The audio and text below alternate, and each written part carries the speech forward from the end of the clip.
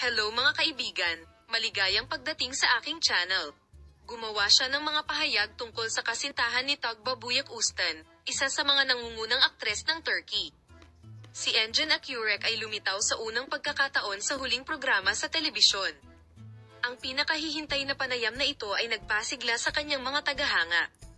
Narito ang mga espesyal na sandali na puno ng taos-pusong mga pahayag mula sa Tuba Buyak Ustan. Minamahal naming mga manonood, tinatanggap namin ang Tugba Buyak Ustan, isa sa mga sikat na pangalan ng Turkish television. Maligayang pagdating Tugba Buyak Ustan, salamat, masaya at nasa sabik ako, MS, Tugba, gusto kong magsimula sa isang paksa na nasa agenda kamakailan. Napakaraming haka-haka sa media tungkol sa kanilang relasyon.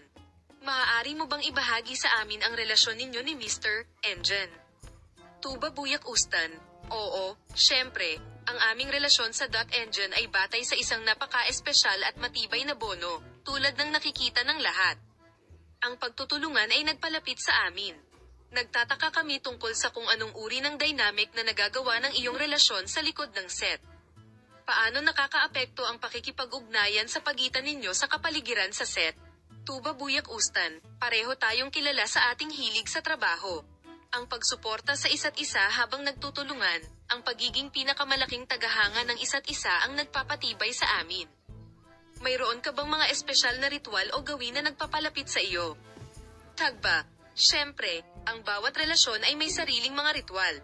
Mayroon din kaming maliliit na detalye na ikinatutuwa naming magkasama. Halimbawa, ang pagluluto ng magkasama o paglalakad sa kalikasan ay napakahalaga para sa akin. Sa pagkakaintindi ko, kayo ay mag-asawa na nagpupuno sa isa't isa. Ano ang masasabi mo sa amin tungkol sa iyong mga plano sa hinaharap? Tugba. Pareho kaming nakatutok sa aming mga karera sa ngayon. Ngunit sa katotohanan, gusto naming makibahagi sa mga bagong proyekto ng magkasama.